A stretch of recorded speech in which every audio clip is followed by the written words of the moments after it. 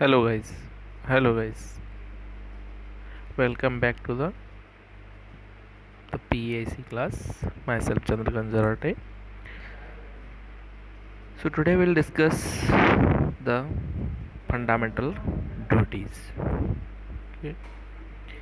See what are the meaning? What is the meaning of the fundamental duties? Is the fundamental duties of our constitution are the code of conduct, certain codes of conduct for the citizens of India,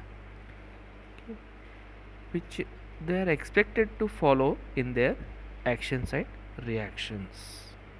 Okay, such kind of duties you may expect it in the form of a spirit of patriotism and to uphold the unity of India, like the etc. Okay, so the main objective of these fundamental duties are to make citizens to be aware of their social and economic obligations, then apart from this, to warn them to do and not to do certain things in the interest of their country. Okay guys, next, so if you go through this, what is the necessity exactly why these fundamental rights are necessary?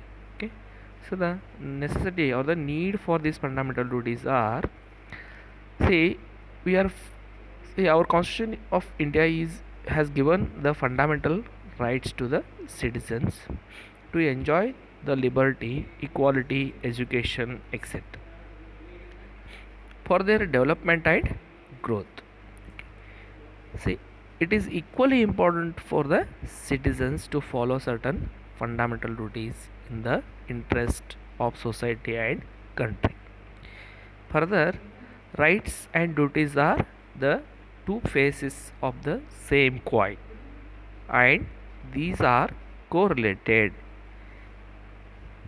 Hence, the people who enjoy the fundamental rights should also be subjected to certain fundamental duties. Therefore, our constitution has included the fundamental duties in part 4A with article 51A for the citizens by 42nd Constitution Amendment Act 1976, which came into effect from 11th, sorry, 3rd November 1977. Let us study